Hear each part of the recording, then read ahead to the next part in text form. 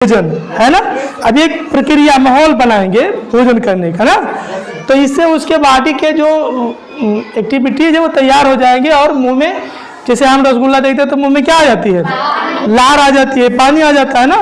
तो वो पानी आने के लिए सारी प्रक्रिया विधान बनाया गया था कि पानी उछालना, जमीन पर बैठना, भगवान का भोग लगाना। कभी आपने सोचा है कि जो हम भोजन करते हैं ये पचता कैसे है? जैसे हम दाल चावल रोटी सब्जी क्या क्या खाते हैं वो सब शरीर में जाके पच जाता है। उस सिस्टम अंदर हमारे कौन सी मशीन है, क्या व्यवस्था है, कभी आपने इस तरफ जिज्ञासा है आपकी हुई कि ये पचता कैसे हुआ? सोचा कभी आपने? जैसे ये बताइए हमें, जब हम भोजन करने चलते हैं तो भोजन का सबसे पहला कदम क्या होता है? मान लीजिए कि आपके सामने गर्मा गर्म भोजन परोस कर रख दिया गया है, आपके मन में जिज्ञासा है कि भोजन पचता कैसे है, लेकिन इसको हम शुरू करें उसके पहले एक बात अपनी हम लोग चर्चा करें कि भोजन का पहला पार्ट क्या होता है। भोजन रखा है, थाली पूरा आपके मनपसंद व्यंजन रखे हैं, तो सबसे पहले आप क्या करते हैं, क्या प्रक्रिया होती है? हाथ धोते हैं और कौर तोड़ते हैं और हाँ शुरू कर देते हैं। हाँ, सबसे पहले मुंह में, वेरी गुड, के लिए तालियां बजाइए पूजा के लिए। सबसे पहले क्या होता है, हम देखिए खाना खाने के पहले, इसीलिए भोजन करने से पहले बताया जाता है कि थोड़ा हाथ धो लीजिए, भोजन कर लीजिए, कि मतलब शरीर एक प्रक्रिया में आ जाता है। तो सबसे पहले लार बनती है, और लार कहाँ से बनती है? यहाँ एक टाइलिन नामक ग्रंथ होती है, पी से शुरू होता है टाइलिन। इससे टाइलिन से सलाइवा ग्लैंड होती है, इससे लार ग्रंथि होती है। तो यहाँ से टाइलिन नामक एक एंजाइम स्रावित होती है। एंजाइम का काम होता है उत्प्रेरक का काम।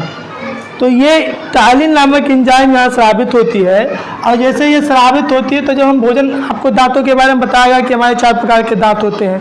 भोजन को टुकड़े टुकड़े में करके, जटिल से छोटे छोटे टुकड़ों में करके पचाना शुरू करते हैं। तो सबसे पहले भोजन मुख कैविटी में आता है, माउथ कैविटी में आता है, और यहाँ एक तरफ से लार उलेड़ दी जाती है हमारे लार।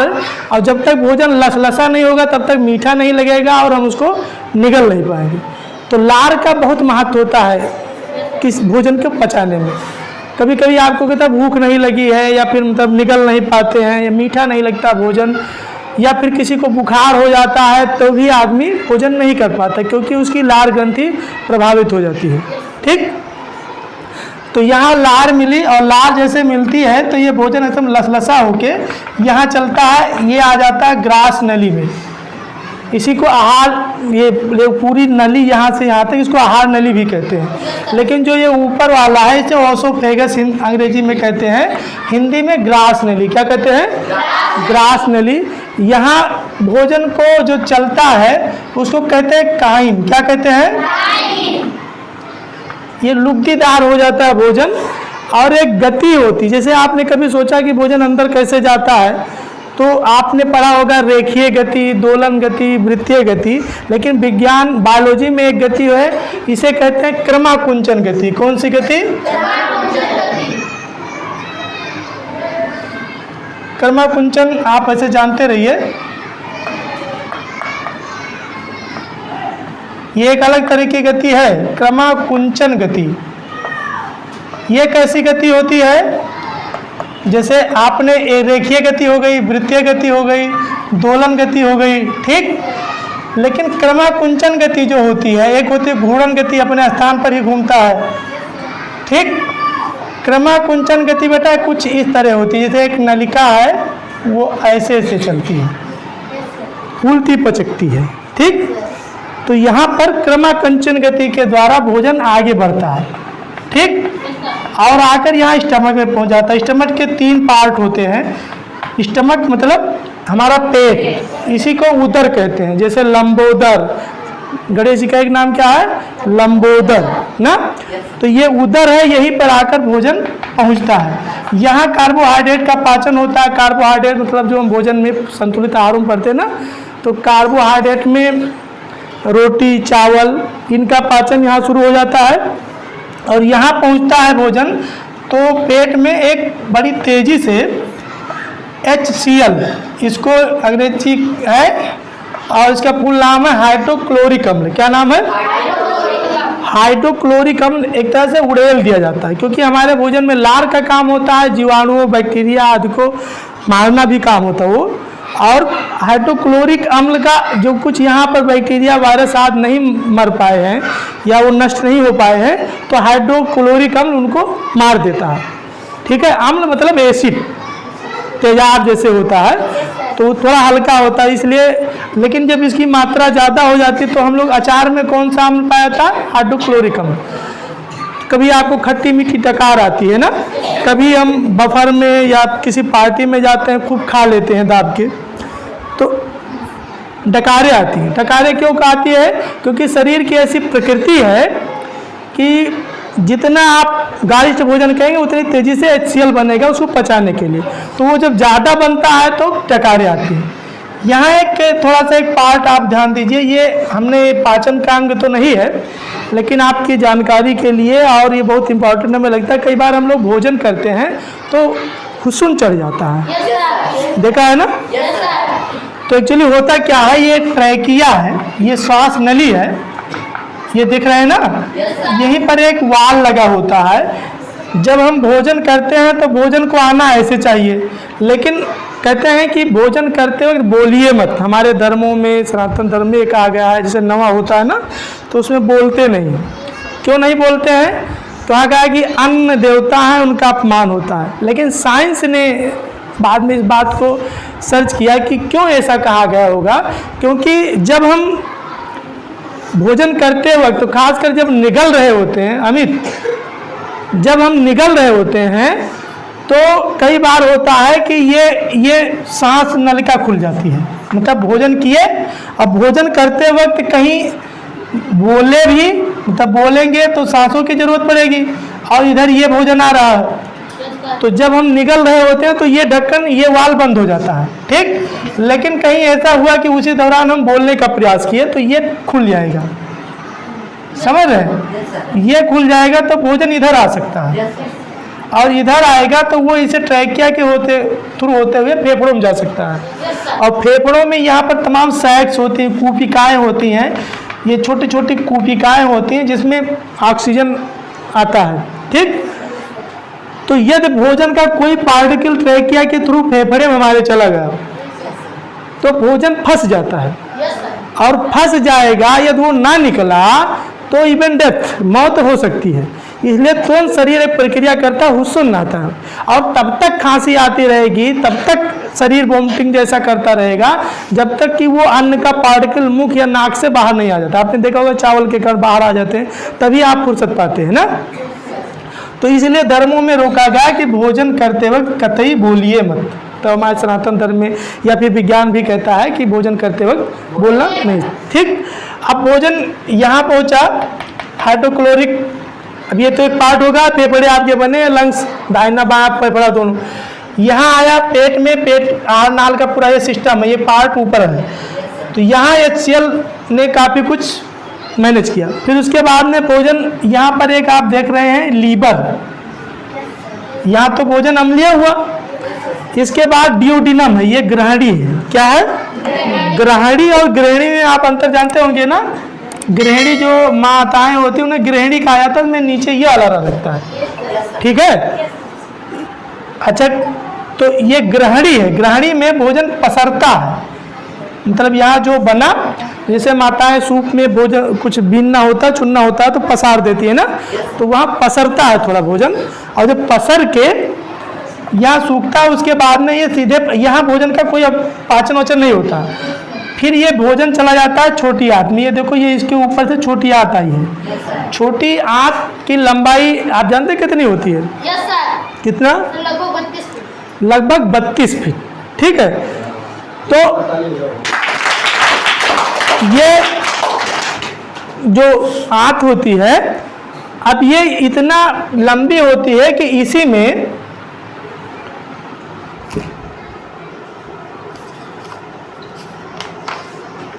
भोजन पिसता रहता है।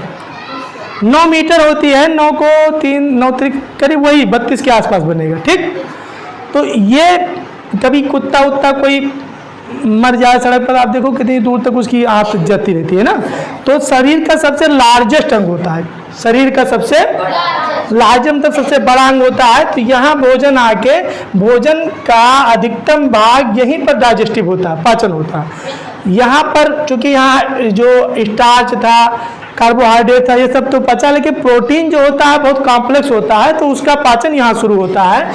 लेकिन उसके पाचन शुरू होने ये कहता है कि भोजन तो यहाँ अम्लीय है, तो स्मॉल इंटेस्टाइन कहता है कि भाई हम अम्लीय भोजन नहीं पचा सकते हैं, हम पचाएंगे ही नहीं आपका भोजन जब तक इसको आप न्यूट्रल नहीं करेंगे। तो न्यूट्रल करने के लिए क्षार की जरूरत होती है। क्षार कैसे मिले, तो वो तुरंत लीवर से कहता है कि आप वहाँ से एक एंजाइम भेजिए। तो लीवर पर यहाँ पर एक पित्ताशय होता है। क्या होता है? पित्ताशय। इसे अंग्रेजी में बाइल जूस कहते हैं, जो एक सेक्रेट होता है। कौन सा जूस? Bile juice. तो ये यहाँ से बाइल जूस सेक्रेट करता है पित्त। क्या? पित्त। कई बार आपको उल्टी पलटी होती तो कड़वा कड़वा निकलता है ना, बहुत कड़वा होता है। तो वो पित्त आके यहाँ भोजन में मिलता है, जैसे मिलता है तो जो अम्लीयपन है इसका कम हो जाता है। यदि लीवर कहीं डिस्टर्ब होता है तो इसलिए पाचन में बहुत दिक्कत होती है। तो ये लीवर यहाँ जो सेक्रेट करता है पित्त रस को, फिर भोजन का पाचन शुरू हो जाता है। इसमें तमाम प्रकार के पेप्सिन, रेनिन, तमाम प्रकार के एंजाइम होते हैं। अच्छा, एक बात और, आपको दूध दिया जाए और दही दिया जाए, 1 लीटर दूध और 1 लीटर दही, या फिर 1 पाव दूध 1 पाव दही, तो सबसे पहले क्या पचेगा? दही पचेगा। दूध नहीं पचेगा। कितने लोग इस पचे में? दूध तो मुलायम होता है किसान, दूध पचेगा कि दही पचेगा? दही पचेगा। दूध कठोर होता है, दही कठोर होता है। दही होता है लेकिन पचेगा। अरविंद बताओ। सर कठोर तो दही होता है लेकिन पचेगा दही। पचेगा दही पहले। शिखा तुम बताओ क्यों पचेगा?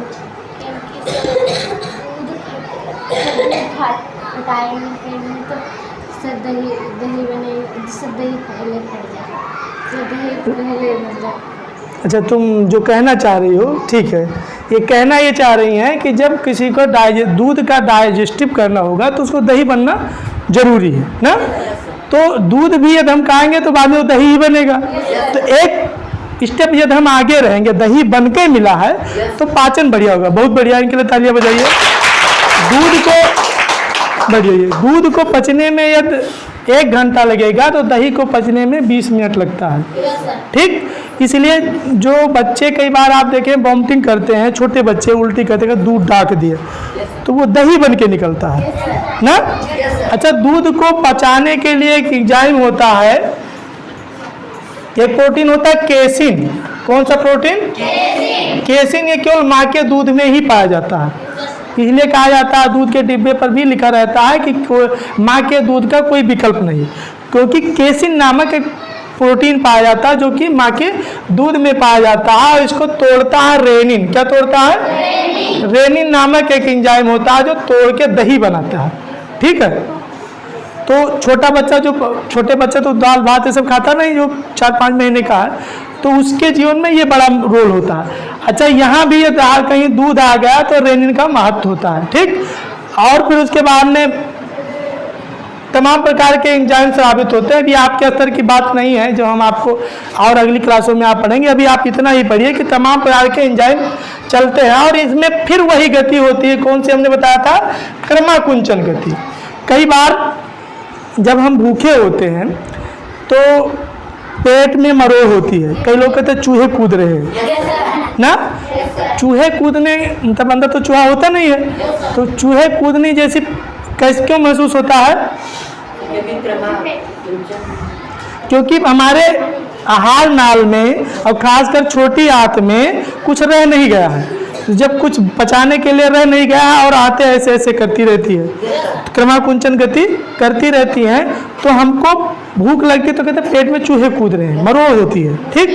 और इसमें कोई मशीन या कोई ऐसे दांत नहीं है, ये इसी प्रक्रिया में करते करते ऑब्जर्वेशन होता है, पाचन होता रहता है, तो 90% भोजन का डाइजेशन यहाँ छोटी आंत में हो जाता है, ठीक है। जब छोटी अब यहाँ पर आप देखिए कि यहीं से बड़ी आंत में इंटर करता है, असेंडिंग डिसेंडिंग ऑर्डर होता है, तो ये आप बड़ी आंत में जो होता है, यहाँ पर भोजन का पाचन लगभग हो चुका है।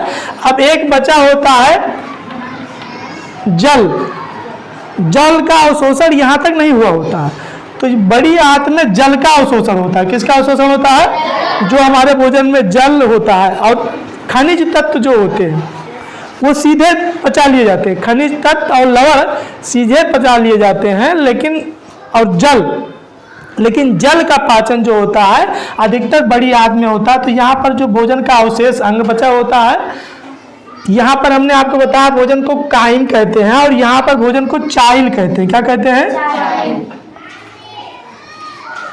तो ये भोजन मतलब ये एक तरह से जो अवशेष अंग होता है, मतलब अवशेषी जो नहीं पचने योग्य है, जो मल के रूप में हो जाता है, तो उसमें से जल का सेक्रेशन। अच्छा, यहाँ एक यदि आप समझना चाहो तो एक किडनी का रोल होता है, ठीक है। किडनी सेम के बीच के आकार की दो होती है, वो क्या करती है, वो जल या कोई टॉक्सिक पदार्थ होता है हमारे शरीर में आता, दो ईश्वर ने दी है। दो किडनी क्यों दी होगी? एक खराब, बहुत जानकार आप, यदि कोई एक खराब हो जाए तो दूसरी काम करती रहे, क्योंकि किडनी का रोल बड़ा इंपॉर्टेंट है कि हमारे शरीर में जो भी टॉक्सिक आते हैं, जो भी विषैले तत्व आते हैं, उसको छानती है, अपने अंदर ले लेती, फिर शुद्ध पदार्थ जो बेशुद्ध होता है, टॉक्सिक होता है, उसको शरीर के बाहर निकालने का काम करती है। इस दौरान वो खुद कई बार घायल हो जाती, कई बार डेड हो जाती है, ठीक है। इसलिए एक यदि खराब हो जाए तो दूसरी चलती है, जैसे डबल फट्टे का इंजन हो, ठीक। तो वो जो यहाँ से अवशोषण हुआ पानी का, वो किडनी तक गया, ठीक। किडनी ने फिर मूत्राशय के थ्रू बाहर निकाल दिया। लेकिन यहाँ पर हम डाइजेशन की बात कर रहे हैं, तो ये डाइजेशन आगे चल के ऐसे भोजन चलते हुए आगे बढ़ता है और आ जाता है रेक्टम में। रेक्टम किसे कहते हैं? मलाशय। मल जहाँ रुके उसे कहते हैं मलाशय। ये यहाँ पर है और ये एनस के थ्रू, गुदा के थ्रू समय समय पर बाहर कर दिया जाता है, ठीक। एक भाग यहाँ पर थोड़ा सा छूट गया है, जानकारी के लिए आप जानते रहे। ये एक छोटा सा है, ये है अपेंडिक्स।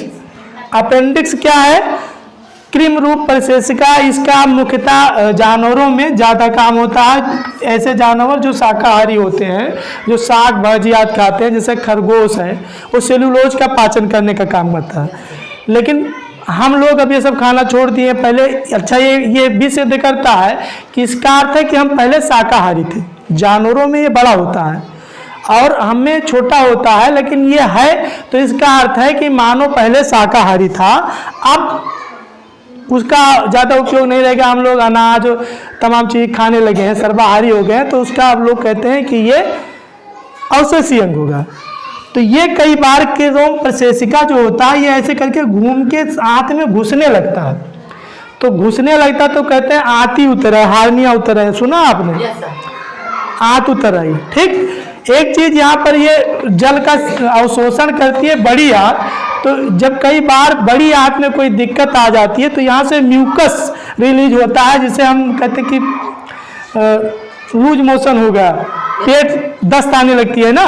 तो जब पानी का ये अवशोषण नहीं कर पाती, इसमें म्यूकस झिल्लियाँ होती हैं, तो क्या कहते हैं कि लूज मोशन होगा, दस्त आने लगी। और जब ये काम अपना सही करती है तो ऐसा नहीं होता, फिर दवाओं से इसको ठीक किया जाता है ना। पहले इसी में तमाम लोगों की कालरा पकड़ लेता था, तमाम दस्त उल्टी होते होते आदमी कालरा तो अंग्रेजी नाम है ना, हिंदी नाम क्या है? क्या है? हैजा। और जो गांव में क्या कहते हैं? हैया। वेरी गुड, कहते हैया पकड़े ना।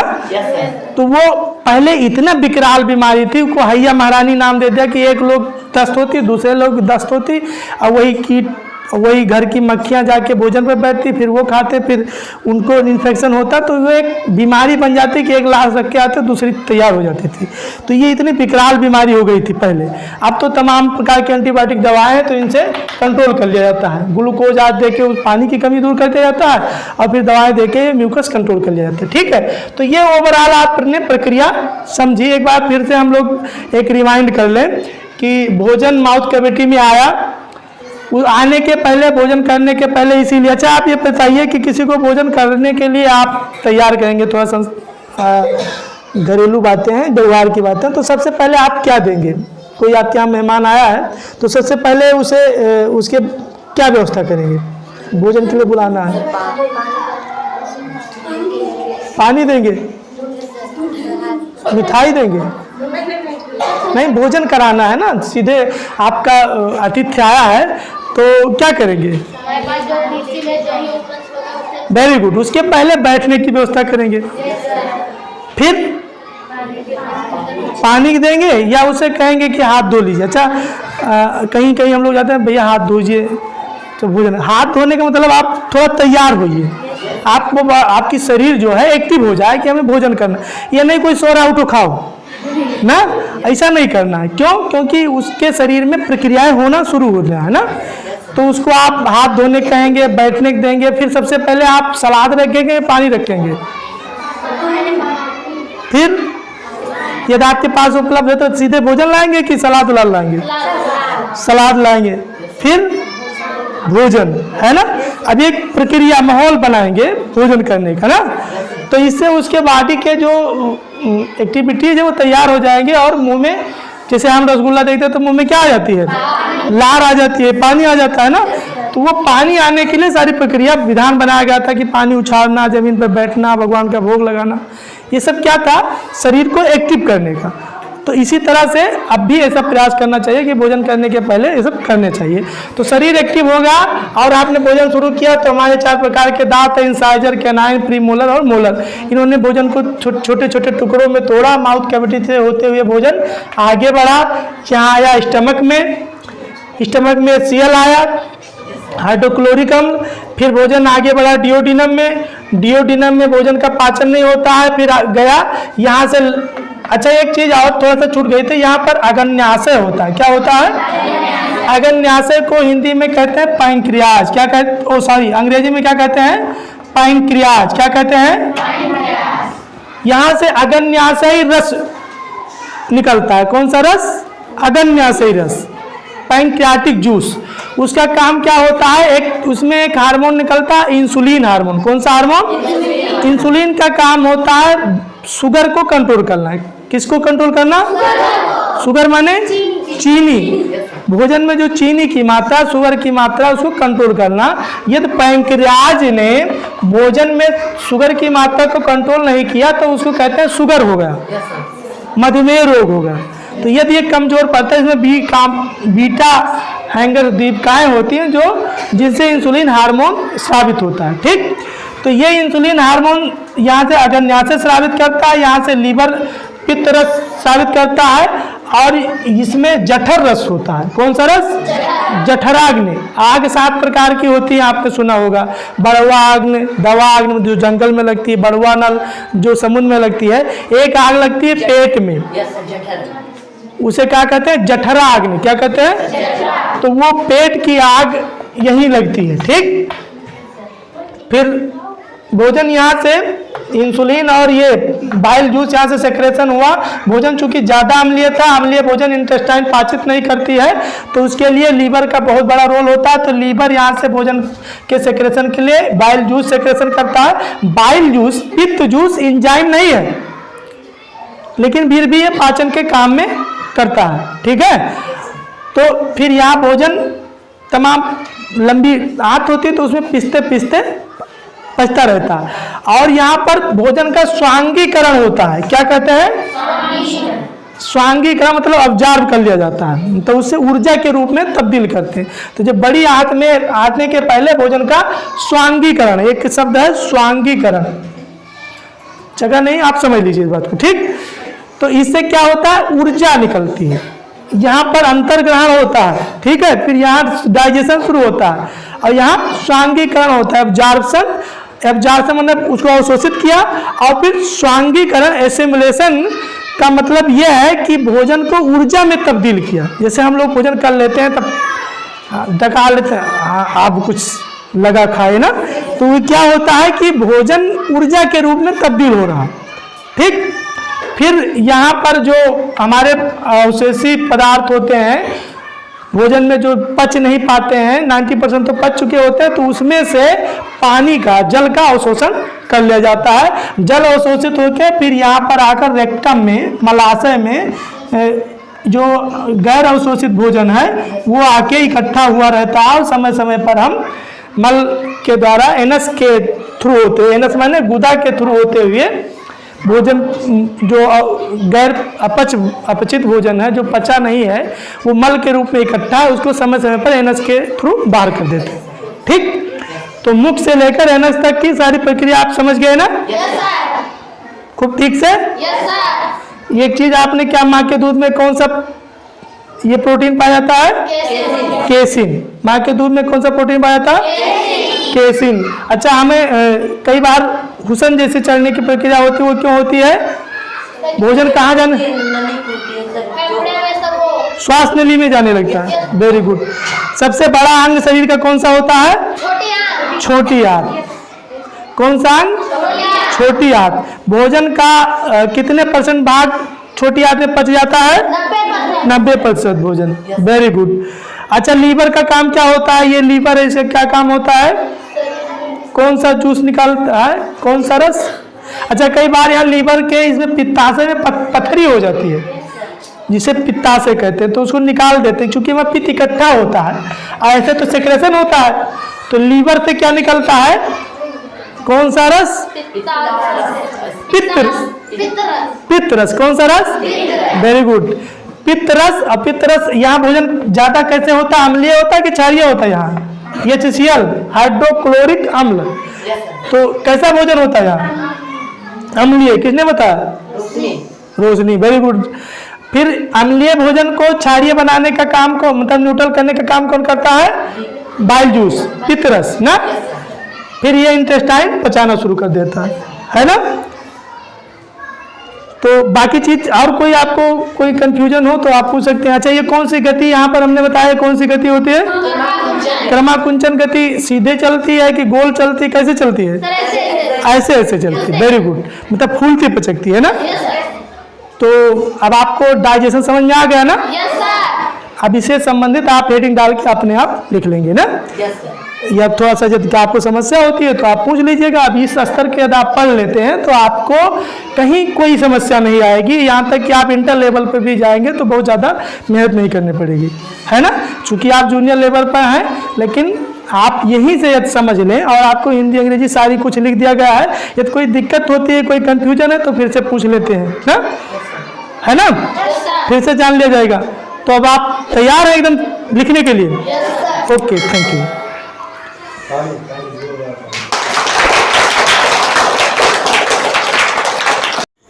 तो मित्रों, ये खुशवंत सर की क्लास पाचन तंत्र का आपको कैसी लगी?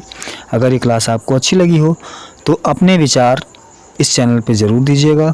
और यदि मेरा वीडियो आप फेसबुक पर देख रहे हैं तो मेरे पेज को फॉलो कीजिए, और अगर आप यूट्यूब पर नए हैं तो मेरे इस चैनल को सब्सक्राइब कीजिए और अपने मित्रों में शेयर कीजिए, जिससे आपको नई वीडियो आने पर नोटिफिकेशन मिल सके। और चैनल को सब्सक्राइब करना ना भूलिएगा। तो बस आज इतना ही, फिर मिलेंगे अगली क्लास में अपने किसी मित्र के साथ या खुद। तब तक के लिए नमस्कार, जय हिंद, जय भारत।